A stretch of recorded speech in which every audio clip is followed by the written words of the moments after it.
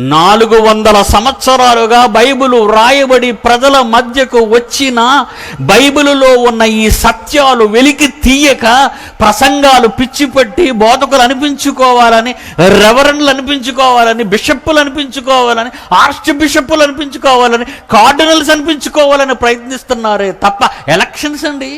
ఇందులో కూడా ఎలక్షన్స్. ప్రజలందరూ ఎమ్మెల్యేలు ఎలాగ ఎన్నుకుంటారో కార్డినల్స్ అందరూ పోపును ఎన్నుకోవాలండి. దాని వెనక ఎన్నో హత్య రాజకీయాలండి. ఇవన్నీ చెప్పినందుకు సుందర్రావు మంచోడుగాడా? బైబిల్ చెబితే సుందర్రావు ఇష్టపడడా? బైబిలే చెబుతున్నాం కదండి, వద్దంటారా? ఈ నిజాలు చెప్పొద్దంటారా? ఇప్పటికే చాలా టైం అయిపోయిందండి.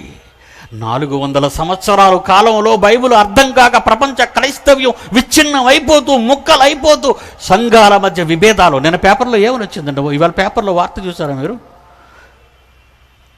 ఒకే మతానికి చెందిన 2 వర్గాలు పోట్లాడుకుంటున్నారు, ఘర్షణ పడుతున్నారు. పోలీసులు వచ్చి 3 రోజులుగా అయిపోతుందట గొడవ. మళ్ళీ ఆ పేపరోడికి బుద్ధి బుర్ర ఉందండి. సాక్షి అట్టాడు, మకానికి పేరు సాక్షి, అబద్ధ సాక్షి. లేని వార్తను రాశాడు. ఎందుకు నాకు అనుకూలంగా రాయరు? వీళ్ళందరినీ గత సంవత్సరం ఊరేగించాను, మీకు తెలుసు. ప్రతి వాడికి బుద్ధి చెప్పాను, న్యూస్ మీడియా వాడికి. వీళ్ళకి ఏమైనా సిగ్గుందండి? న్యూస్ మీడియా వాళ్ళకి జరిగింది బైబిల్లో చెప్పొద్దు, బైబిల్లో ఉన్నది జరిగింది చెప్పొద్దు అని శాసించే అధికారం భారత రాజ్యాంగానికి లేదు. నన్ను చాలా మంది హెచ్చరించాలి పోలీసుల ద్వారా అనుకుంటున్నారు. ఖచ్చితంగా వేదిక మీద చెబుతున్నాను, పోలీసు వ్యవస్థ కానీ, అసెంబ్లీ వ్యవస్థ కానీ, భారత రాజ్యాంగం కానీ, ఇండియన్ పీనల్ కోడ్ కానీ నా దేవుణ్ణి ప్రకటించవద్దని కానీ, బైబిల్లో రాయబడి నువ్వు చెప్పొద్దని అధికారం ఎవరికి లేదు. ఎవరికి తల దించడు పిడి సుందర్రావు సింహం. నా జోలికి వచ్చారో నిజాన్ని ఇంతకాలం తర్వాత బయటకు తెచ్చి ప్రజలకు చూపిస్తుంటే నన్ను అడ్డగించేవాడెవడైనా మట్టి కొట్టుకుపోతాడు. ఖబర్దార్.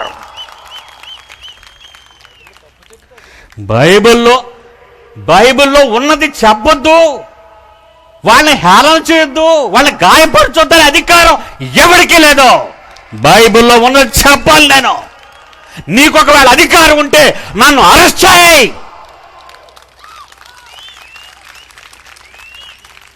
ఎవరయ్యా బైబిల్లో ఉన్నది చెప్పొద్దడానికి? ప్రధాన మంత్రి, ప్రెసిడెంట్ ఆఫ్ ఇండియా, పార్లమెంటా? I don't care. నా బైబిల్ నా దేవుడు చెప్పినది, చెప్పమన్నది చెప్పి తీరుతాను.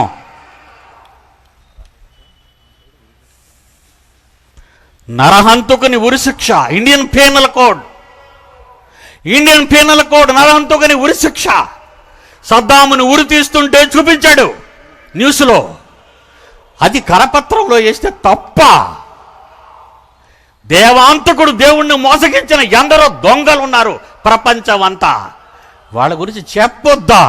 వాక్ స్వాతంత్ర్యం ఉందని చెప్పిన వీళ్ళు, వాక్ స్వాతంత్ర్యం ఉందని చెప్పిన ఈ రాజ్యాంగం వాక్ స్వాతంత్రాన్ని కట్టిపడేస్తున్నారు. దేశ సార్వభౌమ అధికారాన్ని గౌరవించుకున్నారు వీళ్ళంతా. 2012 యుగాంతం కాదు, డిసెంబర్ 12ని ప్రపంచం నాశనం అవుతుందని బైబిల్ చెప్పిందే అన్నాడే. బైబిల్లో చెప్పింది ఎక్కడ ఉందరా అని ఎవడైనా అడిగాడా చెప్పండి?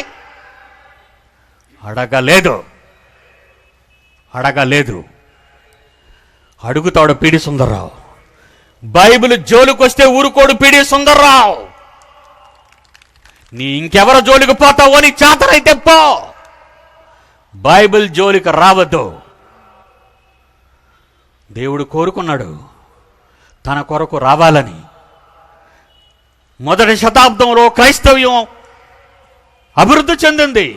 విప్లవం యేసు ద్వారా ఆరంభమైంది. ఆ విప్లవాన్ని మొదటి 100 సంవత్సరాలకే చంపేశారండి.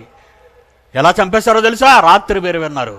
ఒకడు నేను కేఫా వాడను, మరొకడు అపోల్లో వాడను, మరొకడు పౌలు వాడను, ఇంకొకడు క్రీస్తు వాడను. మొదటి శతాబ్దం అండి, ఇది మొదటి శతాబ్దం. యేసు రక్తమిచ్చి సంపాదించిన సంఘాన్ని ఎన్ని మొక్కలు చేశారో ప్రారంభ శతాబ్దంలోని క్రూరులు, వాళ్ళ సంతతేనండి ఈరోజు ఉన్నది. క్రీస్తు విభజింపబడి ఉన్నాడా? క్రీస్తు విభజింపబడి ఉన్నాడా? క్రీస్తు మీ కొరకు సిలువ వేయబడ్డాడా? క్రీస్తు నామాన్ని మీరు బాప్తిసం పొందారా? క్రీస్తే కదా మీకు రక్తం ఇచ్చాడు. ఎందుకు నా పేరు పెట్టుకున్నారని పౌలే సింహంలా గర్జించాడండి ఆ రోజు. ఈరోజు 3000 మొక్కలైపోయాయండి. 3000 మొక్కలైపోయింది క్రైస్తవ్యం. మరి ఈ క్రైస్తవ్యాన్ని సరిదిద్దొద్దా? ఈ క్రైస్తవ్యాన్ని సరిదిద్దవద్దా? ఈ క్రైస్తవ్యాన్ని సరిదిద్దవద్దు అని రాజ్యాంగంలో, ఇండియన్ పీనల్ కోడ్లో ఎక్కడ ఏ చట్టం ఉందో సభాముఖంగా పిలుస్తున్నాను, వచ్చి చెప్పండి.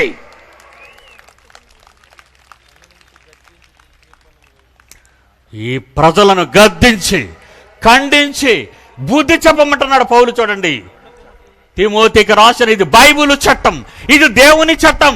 దేవుని చట్టం ముందు మానవుడు రాసిన చట్టం పనికి రాదు.